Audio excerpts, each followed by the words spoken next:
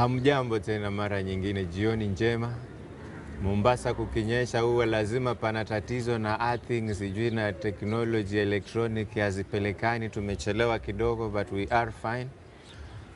Niko na bwana VTT, Vincent the trainer. Ndo tulikuwa tunawashawasha misuli lakini ndo hivyo ako chonjo. Let's get started. Maybe bwana VTT. Brotherhood. What does it mean to you? Thank you, Bwana Fred Saisi, for hosting me one more time. The Word Cafe, I appreciate. This is a great honor and privilege, and I really appreciate to share these conversations with you and with our live stream audience. Brotherhood, undugu. Yes. Of course, ndani yake pia kuna udada pale. My 2 cents on brotherhood is basically being able to live in a kind of communal setup where we are basically holding each other as we move along the way. Remember, we always say this: no man is an island. Yes. So brotherhood brings that element of nobody being sufficient by themselves. You need somebody else, and by virtue of our lives as human beings, God created us to be social beings. So we are social beings, and the fact that we are social beings, we need each other. If you say you will live and stay alone, then that's an illusion. Okay. Yes, so brotherhood is being able to live in a community, being able to interact with people, being able to have that sense of belonging in a community. In a community. Yes. In a community. And the basic unit of a community starts in the family. Okay. Yes. I was very keen when the president was unlocking the so-called the cessation of movement, and he was passionate about, you know, like you have children at home. Yes. And out there's danger. Yes. And you don't know whether they should go out or they keep should them stay. In. Either way, you open up the door and say, go. But should it be not safe out there? Yani kukitokea muhadhara pale nje, mimi nitafunga mlango. Yes. Usitoke tena. No. Nitafunga mlango means wherever you shall be. Utabaki kule. Utabaki kule basi.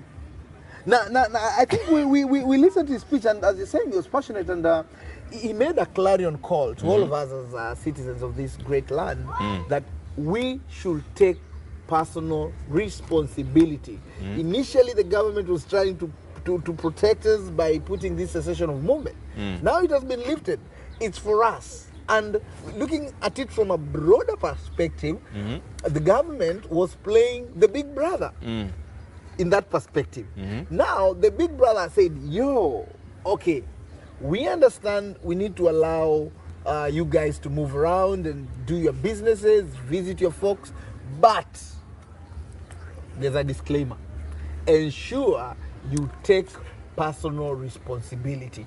And Saisi, that is where brotherhood starts. In this COVID-19 period, part of brotherhood is being able to take care of the other people around you, your family, your neighbors, your parents. They could be in Shags, they could be in the city, and any other person that you come into interactions with, by ensuring that we are keeping ourselves safe, and by extension, keeping the ones we love safe.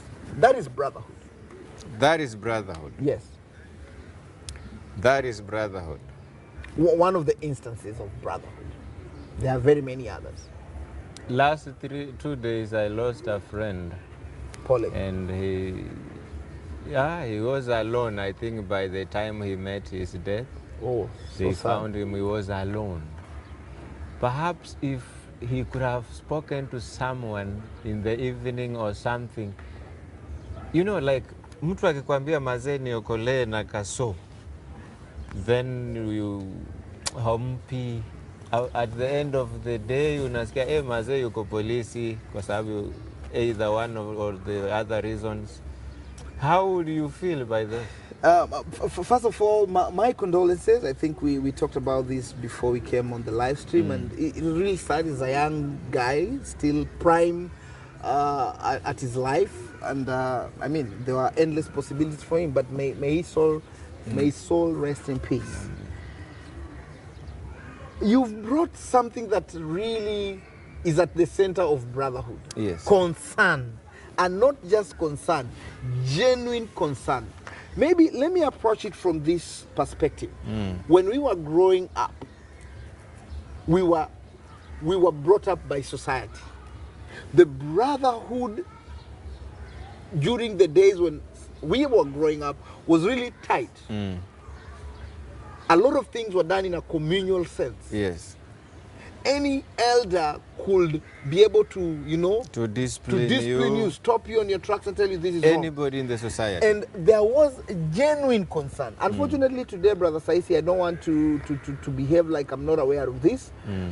A lot of associations are fake. Yes. Just like you said, you call somebody to help you with you are in some kind of a mess, and you call people, quote unquote, purportedly your friends. Yes. And maybe if you called 10, if you'll be lucky to get 2 responding, my friend, then you are on the lucky side. And just like you're saying, the demise of this young man, he died alone in his house. We really, we can't know. But that is just an example of the fact that society has lost a little bit of track. And maybe we need to get back to where we can show genuine concern. Do we have people showing genuine concern and bringing brotherhood to society? Yes, they are. We still have a lot of good people, and we have seen lots of people on social media being able to, they have reached out to the vulnerable, especially right now. Yes. Of course, there are those who will argue after helping, you don't need to post for people to see. But again, there will be instances where for what you've done will still be captured.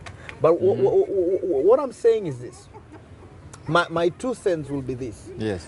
As community, and I have seen this happening personally where I stay in my home. I've seen us coming together. Initially, our neighbors, we really didn't interact that closely, but the COVID-19 has made us know each other well, because most of the time we are seeing each other. We've been having regular conversations, and for the first time there's been that sobriety in, okay, you live around, and now out of it tumejuana kwa zaidi, Kwa jina. kwa Ama jina, baba nani. we ni nani, Okay. Steve, kumbe uko mtaa, ushanielewa? Yes. So tumejuana kwa karibu, as opposed to before when we were busy, everybody's just taking care of their business and you don't even care. You just see that car parking, unajua ule neighbangu amefika. But now like I'm using my personal example. I've been able to interact with people in my neighborhood that before I wasn't really that close, and we've had conversations. We still do. We are more closer now than before, and we have brought that element of brotherhood by being able to know what's happening in each other's life. And by extension now, of course, we've had elements of social distancing. There are people we cannot meet. There are people you only do FaceTime with them via social media, or using your phone or your laptop, or and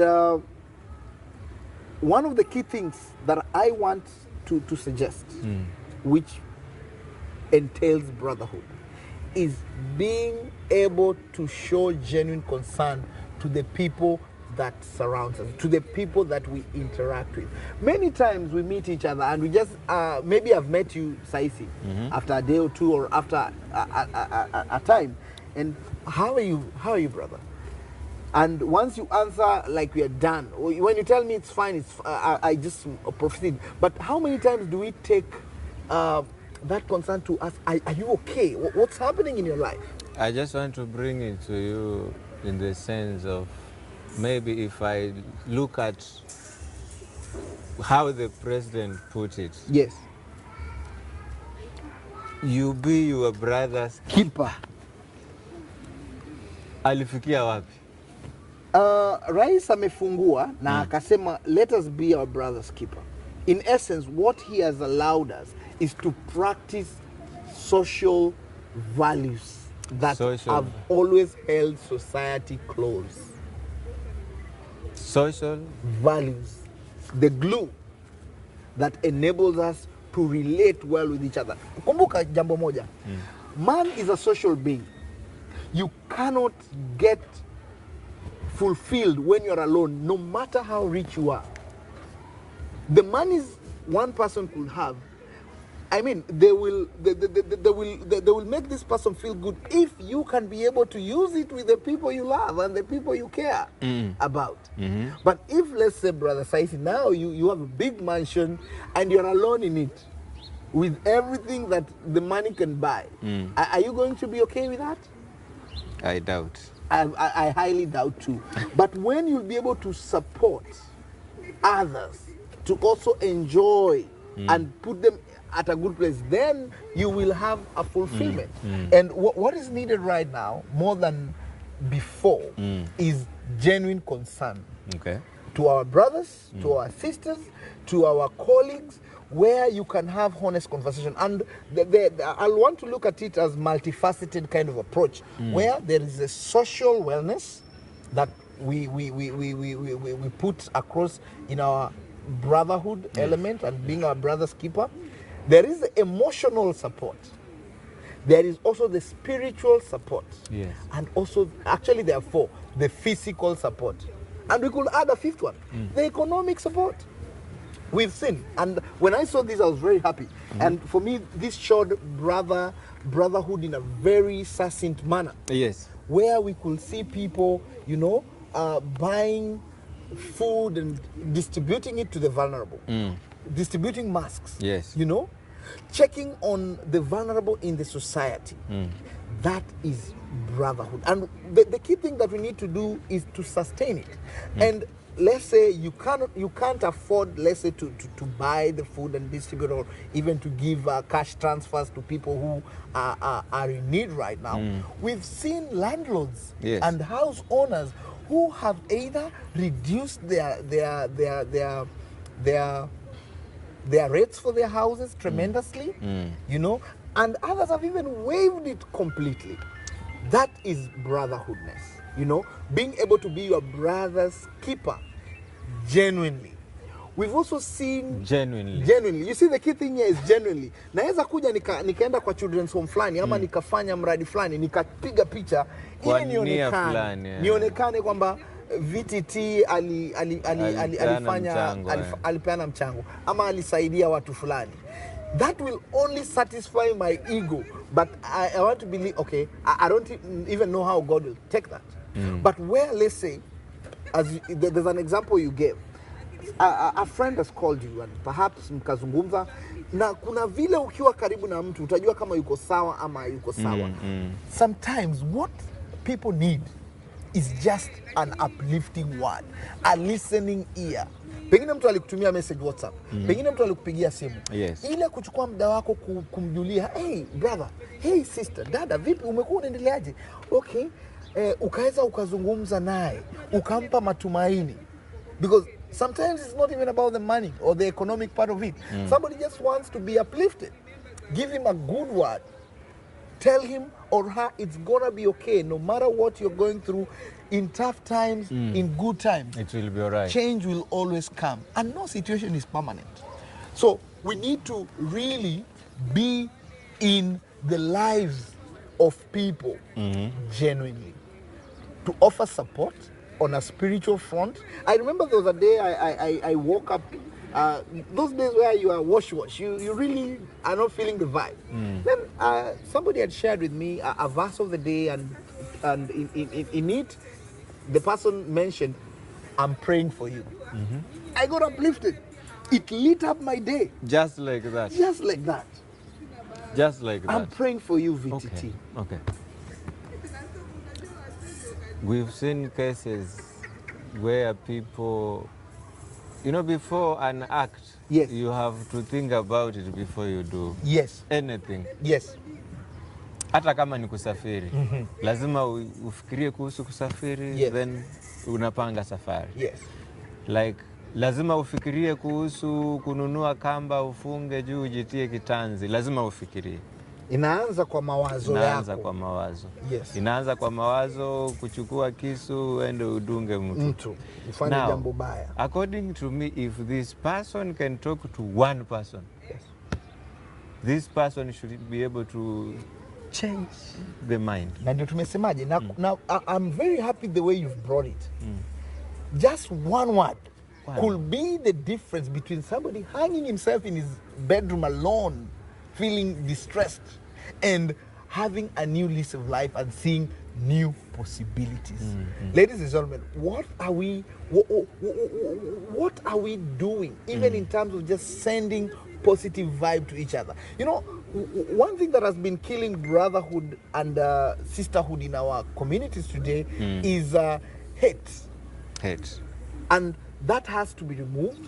And I'm happy the COVID-19 has exposed us to the fact that we had neglected the things that matter. And now, more than ever before, at least we can say the family ties have come closer. The neighborliness has come closer. And that reflection of, if I'm not okay, my neighbor, my friend is not okay, has also come in. And that's one of the key things that being a brother's keeper entails. And let's call it a spade a spade. For you to do anything, you need support of others. We say if you want to go fast, go alone. Go alone. If you want to go far, Get someone. Get with others. Be your brother's keeper. Find, like another perfect example I could use. I was just checking on a colleague the other day, and just a phone call. How are you doing? He's actually in Shags, and out of it, just after having our conversation, pleasantries and everything, tukazungumza mambo yetu, akaniambia atanitumia maharagwe kilo ngapi? Kilo 5. Kuongea naye tu. Checking up on him. My point is this, any dollar you'll ever make, any shilling you'll ever make, it's in somebody's pocket. Businesses that you will make are having any money you'll ever make. Pesa yoyote ambayo utawahi kutengeza ipo kwenye mfuko wa mtu. Na ndio ile tuseme unafanya biashara ama katika kazi zozote unaajiriwa, lazima uishi na watu. Na unapochangamana na watu, unapozungumza na watu, ndipo utagundua jinsi ya kuweza kusaidiana. Because like in this instance, I got food out of checking up on this friend of mine. Yes. So when you are genuinely interested in the people that are around you, and today, like most of us are having smartphones and all, check on your phone, on your contact list. How many people do you ever communicate in that?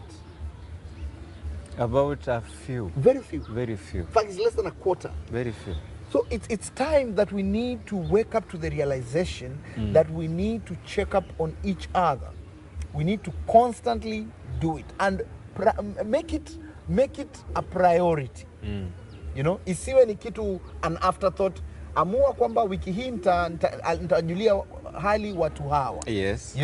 Yes. Now, we are living at one of the best times now, where we have communication gadgets, we have technology that has hastened this up. A friend of mine was just sharing with me, they were doing some live Zoom meeting for the entire family. Yes. Fortunately, most of them are connected, and they were able to do this via Zoom for almost 40 minutes. And he tells me it was a very nice experience, first time with the family, knowing how each other person is doing. So that's one of the key things that we can use during this particular time. Of course, there are those who have the opportunity of seeing each other. But what we are saying is, and my 2 cents on this is, We need to be broad. The social good that we can do will show that we are indeed our brother's keeper, because action is what speaketh. And action starts by picking your phone, checking up on guys, being able to respond when you are given requests, but most importantly, being able to speak. Yes. Because as I've mentioned, sometimes it's not the, in fact, many times it's never about the material things that you will get from person A, person B, from Fred, from Michael, from Othniel. No, it is that genuine concern. And remember, when you are a brother's keeper, you'll have conversations with these people. How are businesses created? Through conversations. Through conversations. How are solutions arrived at in any situation? Through conversations. Today, I'm having a challenge. Let's say, maybe as a married person, Yes. you're having a challenge with your spouse. Yes. How will you get solutions to that problem? Through communications, by honest people, by people who really care. So that means, therefore, that if we connect with each other genuinely, then our communities, our societies, our neighborhoods are going to be better than never before. Again, you repeat, genuinely. Genuinely. The key thing is genuinely. Unajua kuna ile njaro mtu atakutumia ujumbe na wewe unajua wa Kenya. Yes. Unaangalia hii simu hii sichukui. You know? Ama hii message sitajibu. Zinafanyika. But we have to practice genuine connection. Having genuine connections with each other. And most importantly, communicate. And also, where situations demand that you show up, show up. At the end of the day, we are social beings. And that is one of the reasons the president had to open this cessation of movement, because the stress levels of Kenyans were going really high. And we are hopeful that in this 21 window period, we will be able to be responsible in our approach with each other, so that we flatten the curve as a sign of being our brother's keeper. Then other things can come back to normal. Yes. Many a times, we live in a neighborhood. At least if you don't have one neighbor, you have two, you have three, you have four. Yes. Kuna wakati wa Ramadhan, where when you live among the Muslim community, Yes. they would care, like, ndugu karibu umekula. Even if utawaambia umekula, they'll still bring food to you. They'll still bring you food. They are being their brothers and their sisters keepers. They don't want to assume that you've Yes, eaten. exactly. Yeah? Yes. Can't we have this Practice. practice every day? Ni swala ambalo nadhani I can say, this is my own observation, perhaps my own research. Especially in this pandemic period. Especially in this pandemic period. People have actually become better in terms of showing concern and care. I've been involved in quite a number of projects where people are reaching out. People are reaching out and they are supporting each other. And that is something that needs to live even going forward. It's not something we should stop. Why? Because when you practice goodness, when you practice charity, when you get involved, and sometimes what it takes is just to volunteer. I remember there was a time there was a call for action for people to volunteer, even in the distribution of this support. So if you go out there and volunteer, you are already being a brother's keeper. There are many opportunities for us to do that. So how many of us heed the call? There are times, like for us here at the coast, beach cleanup exercises where we create a safe environment for the people going to the beach. That is a way of being a brother's keeper, by ensuring that all is well. How do we enhance this? We need to enhance this by practice. And what practice am I talking about here? Starting from the family unit. Unajua wanasema unaweza kuwa uko na watu wako kwa nyumba, lakini ni kama hauko nao. You are present, but at the same time you are absent. So we need to be in each other's lives, starting from the family unit. Then you can extend it to your neighbors within the neighborhood, you know, the other homes around. kujuliana hali. Ukikutana nao, you could spend a few minutes to just know each other. Where I come from, when people greet each other, they'll even ask you how your cows are doing. I wish I could say it in my mother tongue. It's very interesting. No, but okay, it could sound like a joke. No, even here, like you ask someone, habari ya asubuhi, salama sijui wewe, yani this person opens up this discussion to know how you're faring on, how are your children, neighbors wako vipi. I think sometimes back when I was new in Coast, I was taken by a stranger for 5 days. I didn't know this person. But this person took me in their home for 5 days, giving me water and food, a place to sleep. He didn't mind that I was here for some duties, but he could even take me in the morning to where I'm supposed to be. Although I was on allowances. You could actually move around. Yes, but this person could not take any penny from me. I think by then the matatus from West Mombasa to town was about 3 shillings. It must have been way back now. 3 more. Okay. Yeah, so this person could pick me back in the evening so that I don't get lost. Oh, that's brotherliness. In the neighborhood, you could feel that I'm welcomed, even with the neighbors. What changed? What changed is selfishness. People became very selfish and actually selfishness compounds it. Watu wanajitakia makuu wenyewe tu. And the only way to change that is to have this narrative and to also practice it in our small ways. And as we've mentioned, starting from our neighborhoods where we stay. Yes. That's where it starts. You know? So it begins with... it begins with the family setup. Then it, of course, begins with the person. And being able to show concern from where you are. At your workplace, show genuine concern. At your business place, show genuine concern. Yes. Then extend it to the wider society. And most importantly, let us be people who care for others. Not only looking at what am I gonna gain. Because once you start looking at the general good of the others, then society thrives. Kumbuka, when things are not going right in your neighborhood and you have kind of fortified yourself, unafikiria wewe uko vizuri, eventually you'll also get into trouble. But when you are good and you extend the goodness to others, then everybody is good. Let me give this example. There was this guy, I think in Trans Nzoia. Alikuwa amepanda ekari nyingi sana za mahindi. And what he used to do during the planting season, he could distribute the good seeds that he uses to his neighbors. Then one of his friends one day asked him, why do you spend a lot of money buying, or rather giving for free your seeds, your quality seeds to your neighbors? Akasema, you know why I do this? Kuna pollination kwa haya mahindi. So if my neighbors will have weak seeds that will give bad bread of maize, during the pollination, pia mimi mahindi yangu itapata ile chembe ambayo iko weak.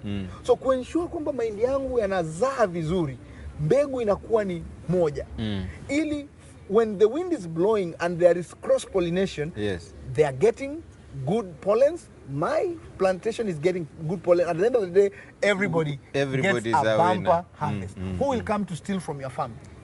And their farm is also rich with crops. You bring me to an interesting question. So we can actually combat the insecurity in our neighborhood by reaching out to a brother. Absolutely. Like you don't have, I give you. Look at this. You're in your car, brother friend. Muone kijana amekuja amechafuka, yani anakaa kama choko, tuseme ule ukweli. Watu wengi wanafanya nini? Atafunga vioo, na atoe gari. Yes, Sio? yes. How many of us will want to reach out and even listen to these guys? Sometimes what they need is just, of course we know there are those who are thugs, quote unquote. Yes. Ambao wanaweza kukuhatarisha, lakini kuna wale huwa wanataka kutuongelesha hata akuombe. Mara ngapi tumeombwa pengine na a street urchin, a street child, boss nisaidie, ukamuuliza, maybe hata ukamjulia hali na hata ukaongea naye kidogo ukajua alijipataje katika hali hii. Mara nadra sana, wengi tunaogopa. Tukiona tufunga vioo vya magari yetu, tunatoa magari tunaenda. Some of the things that some of the people in society do is because they feel left out. So they rebel, they attack us. So to ensure that they don't attack us, let's reach out to them. And we've seen many people doing this. Then you listen to the conversation of some of these people we consider rogue, and you realize what they need is a listening ear and an opportunity to serve. Yes. And we can always do that. So like we are in a neighborhood and I see these two teenagers behaving in a way that is not okay and I remain silent. It is wrong. Eventually it will come back to me. It will come back to us. In fact, like right now, up to January, our teenagers, our school-going children, and even those in campus might be with us at home. We've seen the rise of teenage pregnancies. Probably today, ukimsimamisha mtu, ama hata sisi wazazi, tunasema ule nikimrekebisha ule mtoto wa mwenzangu, hata nisikia, atasema mimi si mzazi wake. But je, swali ni umejaribu? Umejaribu? Because when you correct, it's your part that you have played. You've told, maybe you've seen some teenagers acting in ways that are not right. Waonye, waambie, what you guys are doing is not right. You should stop this. So, in the process of maybe kuonya, yes, or am I just uttering some words of correction, yes, may make a difference. It might be the word that changes that young man, that young girl, or that particular grown person, that particular grown woman. Kumbuka, maneno ndio yanajenga. So, huyu mtu anaweza baadaye kwenda na reflection akajiuliza, kwa nini so and so hata hanijui, hanitambui, lakini ameonyesha kunijali. Kwamba, hey, dogo, hii si sawa. Hey, gentleman, hey, lady, I don't think what you're doing is right. You could do it this way. But somebody may probably put you off that awe ni mzee. Na hiyo itaweza jitokeza. Uelewi. Ama akwambie wewe si mzazi wangu. Unajali kwa nini? Ama I've seen cases where mtoto, yes, na kwa mamake anamwambia wewe siku zako ziliisha. Ni wachana na mimi. Niliingia kwa gari nyingine ya usafiri, walikuwa wameandika, if the music is too loud then you're too old. Maybe that's the case we are talking about here. Kumbuka, correction itaonyesha concern yako. And as we are saying, it's the recipient who will decide what to do with the correction. But kama wewe umeona ile ni kosa inatendwa pale, ama wale wanapotoka, like hii mitaa yetu, unaweza pata vijana wanavuta bangi hata tu kwenye barabara, ama kwenye barazani. Just guys are seated within the neighborhood and you know they are smoking weed, and then you just pass without any word, caution, without nothing. So these guys are, nobody cares. So let's do us. They say, let's do me. But it will not cost us or cost me or cost you to just say, hey guys, man, mambo vipi, viti nini. And then you just tell them, man, weed is not the best thing to do. As much as maybe they are smoking, trust me, kutakuwa na kale ka guilt conscious ndani yao. And you see, you never know how God works. Huyu hawa vijana baadaye anaweza ndo akareflect, by the way yule hata hatujui. And you see, even it's even more powerful when as strangers we offer correction or concern, ama kuweka vitu sawa katika sehemu ambazo tupo. Kwa sababu ni katika kuweka kile kitu sawa, haujui itamgusa nani kwa wale uliowaeleza. Na iwapo itamgusa hata mmoja, utakuwa umefanya kazi. Kibarua kitakuwa kimefanyika. Kibarua kitakuwa kimefanyika. Lakini wewe ukiassume, because wewe tayari ushajiambia hawezi kunisikia.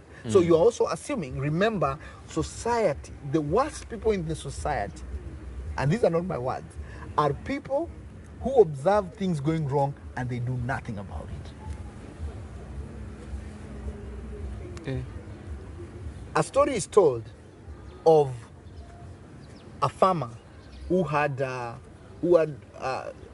herd of cattle and also had poultry. Alikuwa amefuga ng'ombe zake, kuku, kondoo, nguruwe. Kisha siku moja akaja. Alivyokuja alikuwa amebeba mtego wa panya. Panya alikuwa pale, unajua panya wanajificha sana, lakini alikuwa na wenzake. Akaona babu kubwa anakuja na mtego. Jioni usiku akatafuta wale wenzake, wanyama wale wengine. Akawaita wote, akamwambia kuna the big man in the house. He came with a cat trap. Nyoka akasema, nyoka pia alikuwa pale. Akasema mimi hiyo hainihusu, nitakuwa kwenye pango langu. Of course ng'ombe akasema sijali. Kaja nikakitu kadogo. Hiyo ni yako, wewe ndio utashikwa, kwa hivyo wewe ujichunge. Mbwa akasema pambana na hali yako, panya. So wao wanyama wote wakubwa wote, hata kuku pia akasema mimi I have my chicken coop. I'll be safe. So all these animals disregarded the rat. The alarm. The alarm that there's a rat trap. And indeed, eventually, this particular rat trap ikasetiwa. Hii rat trap ilivyosetiwa, si hao wanyama hawakujali. So they were not like, let's be our brothers and our sisters keepers. Wewe kufa kuvyako, hii ni yako. What eventually happened is this particular rat trap iliweza kumshika nani? Nyoka. Huyo nyoka ambaye alisema hii si yangu, ikamshika nyoka kwenye upande wa mkia. Ilivyomshika nyoka kwenye upande wa mkia, kuku, huyu nyoka alikuwa ananyemelea kwa hii chicken coop. Yes. So kuku akawa anapiga kelele sana. Mama mwenye nyumba akaja kuangalia. Na alivyokuwa akipita, kibahati mbaya huyu nyoka aliyekuwa ameshikwa kwenye trap akamuuma. Akauma huyu mama akapiga nduru. Baadaye mzee wakaamka, wakaja finally wakamuua huyu nyoka. Mama si amepigwa, ameumwa na nyoka, alikuwa nyoka wa sumu. Asubuhi hiyo muda tu wakamuaisha, wakampeleka hospitali. Maskini wa Mungu, she did not survive. She died. That was the beginning of the end of all of these animals. The pig that said that I don't care was the first one to be slaughtered. Because unajua ilikuwa before COVID. Matangazo yetu watu wanakuja sana kwa boma. So ile nyama iweze kutosha mboga, nguruwe akachinjwa. Si alisema ile ni mtego, ilikuwa haimuhusu. Akachinjwa. Baada ya kama siku moja kukaja na wageni wachache, na zile nyama za the pork was already finished. So mzee akaamuru zile chicken ambazo zilikuwa kwa boma kama 3 zichinjiwe wageni. Kuku si walisema haituhusu, wakachinjwa vile.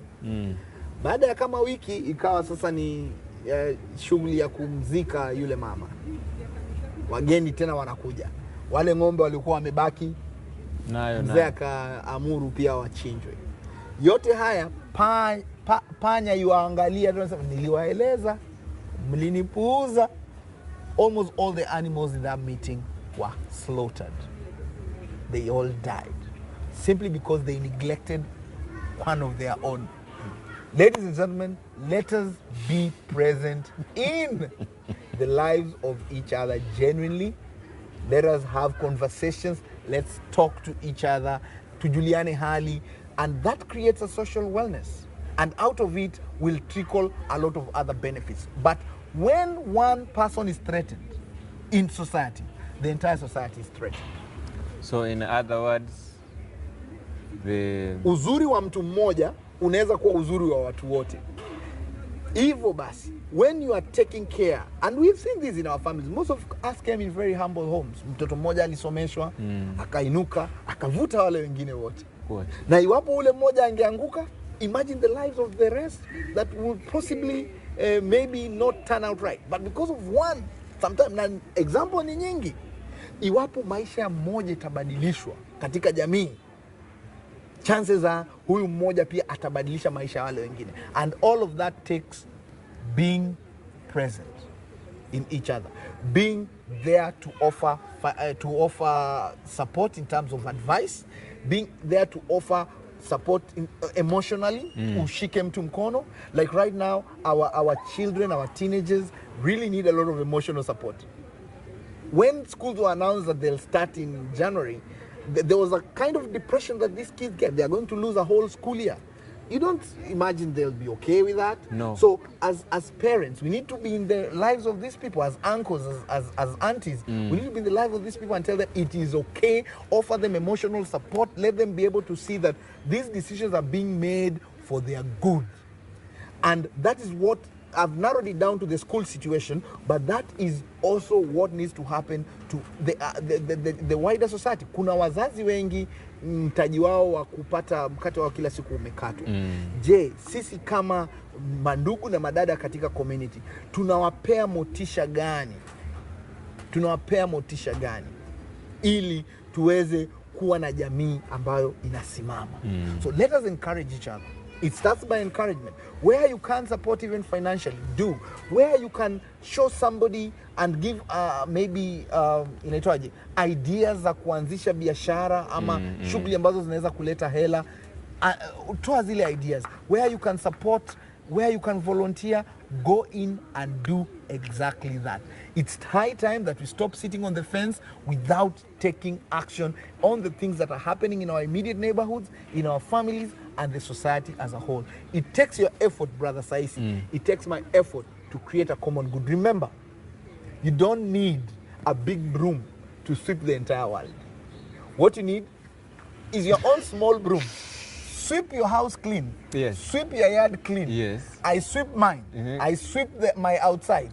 Pass the broom to the neighbor. You don't even need to pass the broom. The neighbor has their own small broom. So when everybody keeps their spaces clean, is the world not going to be clean? It will be. Brothers keeper, sisters keeper. Ngoja.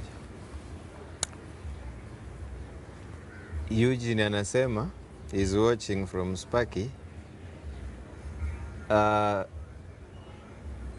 Mlete kanisani siku moja atuelimishe. Bwana Eugene Mlela. Wait. Madam Helen Mukunza then says, I concur with Eugene. Yani kile anakubaliana naye. Yes. Nafurahi. Nakubali mwaliko. Muongeleshe. Nakubali mwaliko Brother Eugene Mulela. Nakubali mwaliko Dada Helen Mukunza. Nakubali mwaliko. We will come. Nafurahi. Nafurahi sana. Okay. Yes. Maybe as we are about to end, sababu pia curfew tupate baba. Kweli. Kuna chief ambaye alisimama na msimamo mkali akasema kama nitapata bodaboda amebeba msichana wa shule, yes, wewe ndani.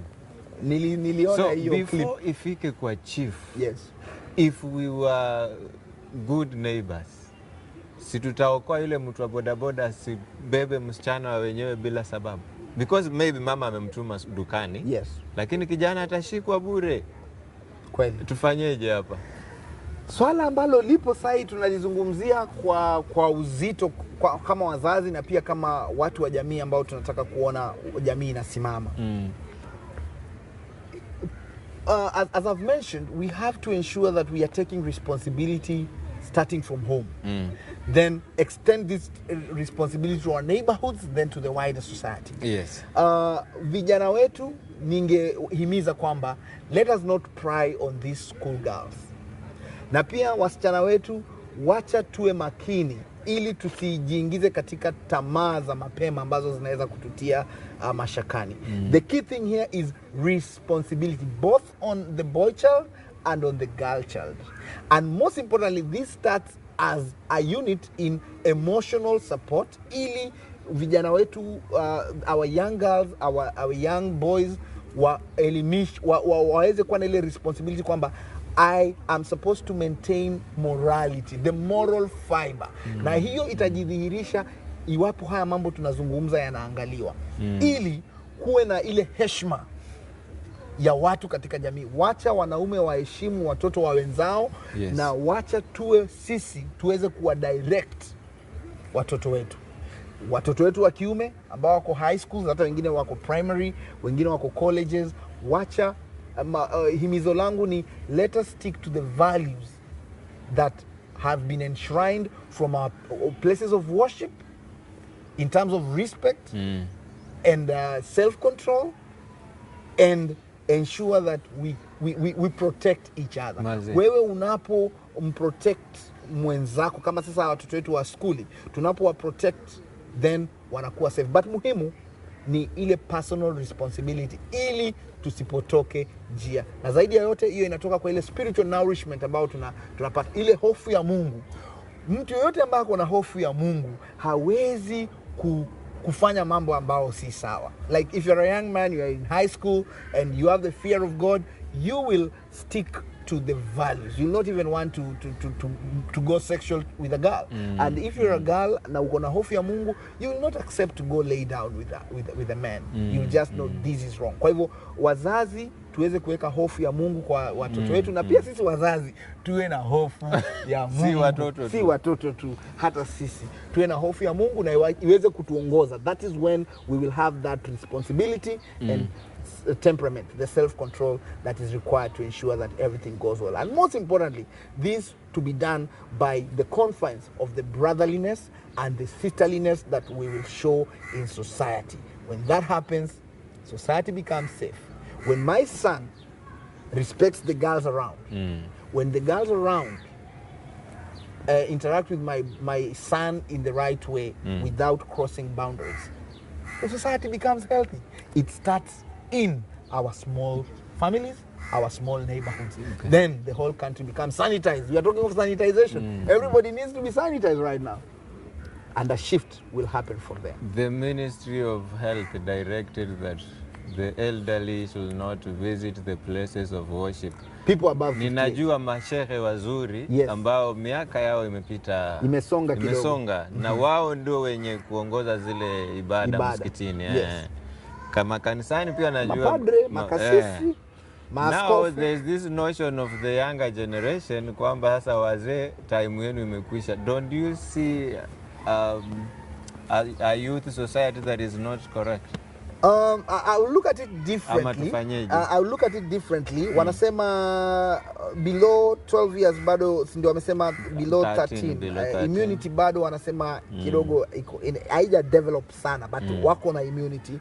Na pia past 58 wanasema the reason why they benchmarked at 58 is I was reading somewhere kwamba at that point the immunity of the body really starts deteriorating. So for my 2 cents will be, for the time being, let's just observe that. It's only right that we follow those protocols. I want to believe the Ministry of Health has reasons for that. And, this wind will pass. And the wind will pass. Ultimately, in every generation we've had moments like this. The wind will pass. And this wind, Brother Saisi, as long as God gives us life, we will come back, sit down and say, we said it will pass. It will pass. So let's just observe these protocols. Then when the time is right, we will get all into the places of worship, into many other things that we used to have before. I was just sharing with a friend on the new protocols on those who want to get married. And sir, for a long time, many people would want grand weddings. A lot of you bring the entire clan to your wedding. Now that is also not there. So it's a case of the government and the Ministry of Health just trying to protect us. And the big brother, they're acting as a big brother. So my submission will be, let us respect that for the time being. Okay. Yes. So maybe kwa kumalizia. Yes.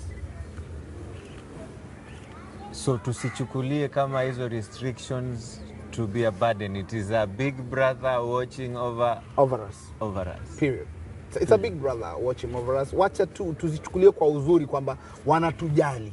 Na tumezungumzia tuweze so that we can be able to care for each other. Yes. It's part of the government showing us, guys, we care. We are easing some of these containment measures. But as we are easing them, we want to see responsibility from your end. Yes. Just the same way we are saying, let's reach out. Yes. Let's have genuine conversations. Let us have genuine concerns. And that is what is going to take us to the next level. Remember, as long as we are alive, we live to get better. Before we started live streaming, we were just sharing, and we said, like this has been a challenging moment for everybody.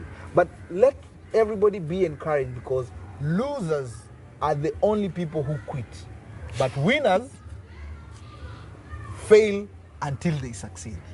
Winners fail Until they succeed. It doesn't matter how long. the hurdles. But losers, once they fail, they quit. So even if I fail 1,000 times, Wake up, man. I have a friend who once told me, Yes. like that if I opened up a shop Yes. and this shop failed, Yes.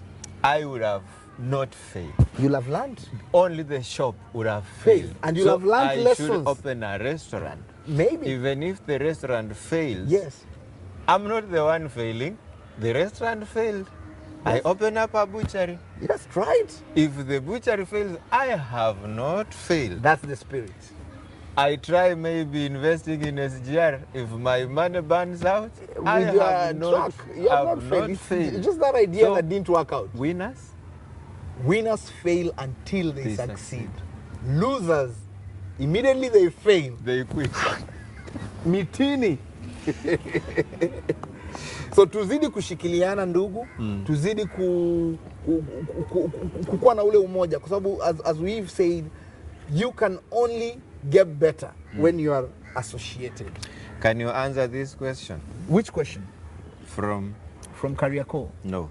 This is a good session. How do we reach the speaker? Bwana George Avosa, we will be sharing contacts on the chat, just on the chat box where the comments are coming. So you'll be able to get our contacts right there. We appreciate you joining us in this live stream, and all of us who are joining in. I'm seeing Pastor Zadok Vidolo is also joining us from Kariako. Thank you, Pastor Zadok. Now, kumalizia. Tumalize sasa.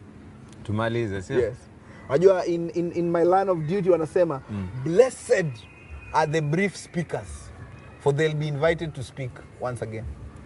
So I want you to invite me again. So let's finish out this. My concern is the young generation. Absolutely. Actually, we are challenged. There's no money. We're staying at home.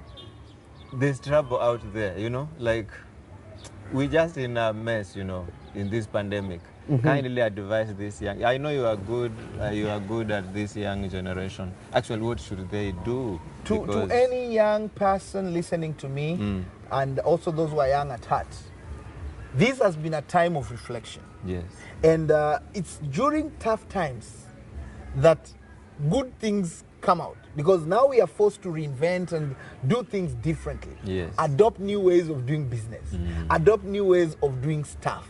So let us look into ourselves in the quietness of our moments and see what can we do with what we have. With what we have. Right now, there are so many opportunities that are presenting themselves, and it could only take you to look at what can I do with what I have. And this has always been a good example for me to use. Moses only had a rod, a shepherd's rod, but this shepherd's rod became the most powerful tool that he used to lead the children of Israel during the Exodus. Including the parting of the waters. The waters of the Red Sea. But before that, it only looked like a shepherd's rod. So to all these young people and those of us who are young at heart, watching this live stream, Yes. you have something in you that you can utilize at this particular moment and serve. As long as you serve, then you'll have impact. And there is no way you will have impact and miss out to have significance. And when you have impact, trust me, the market will reward you. So it's a case of looking into us and staying uplifted every day by, first of all, talking to yourself that you are capable, that you are worthy, that this tough time will end and a new season will come. But during the tough time, create yourself into the person that you want to be by building up your skills. I know some of you are very good artists. You can really paint very well. Some of you are good with words. You can become a spoken word artist. This is the time you could write your spoken word rhymes. This is the time you could enhance your dancing skills if you love dancing. Wachane na hii kukuwa idol. Wachane kuwa idol. This is the time for those who love writing. And we are currently having our online writing classes going on. You can enroll so that we sharpen your writing skills and you become an award-winning writer. There are so many opportunities in the writing world. You can be a copywriter. You can write people their copies on their websites. You could help them design their emails and all that. So opportunities are there. Of course, there are those who now have gotten themselves into cooking, create new recipes, and you can sell these recipes, you know. So opportunities are many. Opportunities are many. Yes. Yeah, so it's for you to look inside of you and see what can you use to serve. Yes, and as long as you're serving, my friend, God will bless the work of your hands, not the excuses of your mouth. Yes. Yes. As simple as that. As that. The works of your hands. As simple as that. All right. God bless you, good people. We hope to see you again, God willing. Mungu ametuneemisha, weather imekubali. Tunashukuru. We didn't know we could have this session. In fact, we began, it failed. The began rains were here. And it's an outdoor live stream. You know? We began, it failed. It failed. The second time it failed. Exactly. The This is the third third time, run. Because we don't quit. We don't quit. We don't quit. We don't have to. We don't quit. We should not. We can't quit. God bless you, good people. See you next time. My parting shot, stay on course. It's always going to get better. Yours truly, Vincent, the trainer. Thank you, Word Cafe. Thank you, Brother Saisi. Thank you for watching.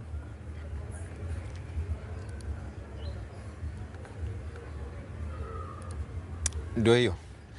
Bwana, ona ile matatizo napitia.